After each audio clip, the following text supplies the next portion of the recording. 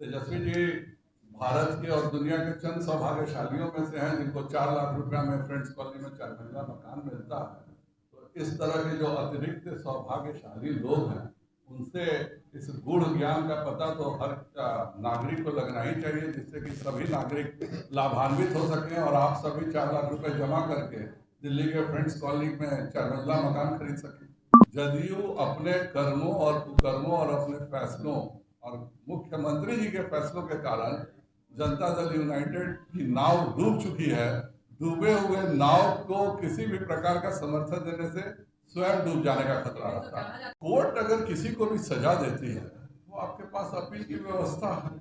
Court की सजा में, कोर्ट के निर्णयों में इस तरह से करना, कोर्ट को कहीं भी खबर करना, आपकी भी 10 साल की सरकार थी। आपने उस समय माननीय गुजरात के मुख्यमंत्री पे बहुत सारे इल्जाम लगाए थे। आप ही ने, आपके समय में उसकी जांच हुई और सभी इल्जामों से आप ही के समय में वो बरी हुई। जिस आज सीबीआई की बुराई की जाती है, यूपीए गवर्नमेंट में तो सीबीआई उनके पास थी, तो भी सीबीआई ने कहा था गुजरात के मुख्यमंत्री जी के बारे में जो अभी प्रधानमंत्री है कि नहीं, इनकी कोई भूमिका नहीं है। सीबीआई ने शिकायत किया था, कोर्ट ने उसमें उनको बरी कर दिया।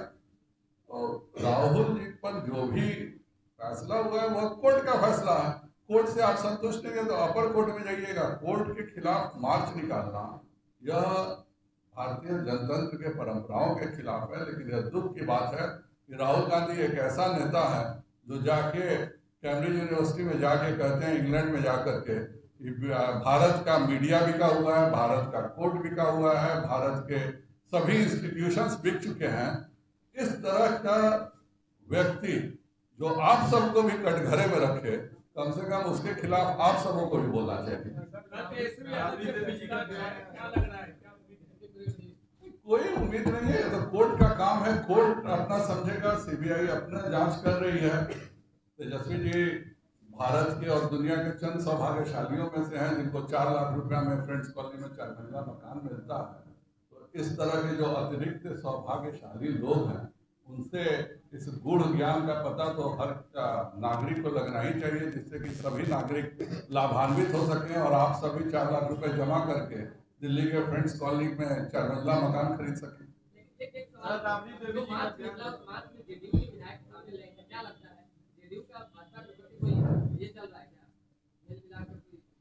कौन क्या करता है मेरे विरोधी दलों में, इससे हम लोगों को कोई मतलब नहीं है। और मुझे नहीं लगता है कि गृह मंत्री जी के बाद आप सबको भी यह प्रश्न पूछना चाहिए। हमारे निर्वर्तमान राष्ट्रीय अध्यक्ष और माननीय गृह मंत्री जी ने जो कहा है, और ये डूबती हुई नाव को भाजपा क्यों सहारा देगी? जदयू अपने कर्मों और कुकर्मों और अपने फैसलों और मुख्यमंत्री जी के फैसलों के कारण जनता दल यूनाइटेड की नाव डूब चुकी है। डूबे हुए नाव को किसी भी प्रकार का समर्थन देने से स्वयं डूब जाने का खतरा रहता है। ऐसा कुछ नहीं है। 14 में वो हम लोग के साथ नहीं थे और हम 32 सीटें जीते थे। इस बार और ज्यादा सीटें जीतेंगे। 5% भी आज वोट उनके साथ नहीं है।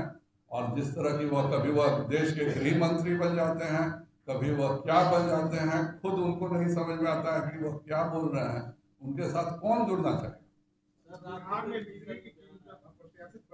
बहुत ही गलत हुआ है। आपको, आप कहते हैं नियामक बोर्ड से है, आप उसका कारण तो दीजिए ना, उसको सामने रखिए। मतलब पहली बार मैं देखा कि अगर बढ़ गई है कीमत तो कुछ बोलने के बदले विद्युत मंत्री भाग रहे हैं। आप सबके सामने कल मैंने देखा कि पत्रकार सारे लेके पड़े हुए हैं कि 24% रेट बढ़ गया है। क्यों? आप एक साल में रेट बढ़ाना है तो भाई बैंक का इंटरेस्ट 8% होता है, आप 10% बढ़ाइए। एक बार में 24% रेट बढ़ाना और उस पर भी विद्युत मंत्री का पत्रकारों के सामने बिना जवाब दिए चला जाना बताता है कि यह सरकार जो है यह गरीबों को पैसे को चूस करके अपने तथाकथित राजद के बड़े नेताओं को लाभ देने के लिए पूरा काम कर रही है।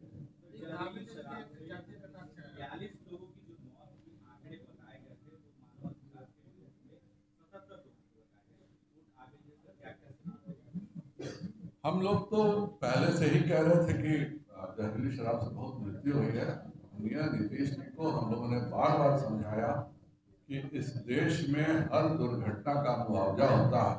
आपने अभी तक किसी पुलिस पर कोई कार्रवाई नहीं की है। आप कहते हैं हम करप्शन से कॉम्प्रोमाइज नहीं करते हैं, और आप ही के जवाब आता है कि पिछले 15 वर्षों में कम से कम हम लोग के सामने तो 300 से 400 पदाधिकारी पकड़े गए और सजा केवल एक अधिकारी को हुई है। तो ये करप्शन का केवल जनता के सामने दिखलाना और उसके बाद में मैनेज कर लेना, यह बताता है कि नीतीश जी अभी करप्शन से भी समझौता कर चुके हैं, क्राइम से भी समझौता कर चुके हैं। आज तक न संजय कुमार जी का आज भी कोई पता नहीं चल रहा है, कितना बार हो चुका। तो ये सब चीजें बता रही हैं कि नीतीश कुमार जी अब बिहार में क्राइम और करप्शन दोनों के प्रतीक बन चुके हैं।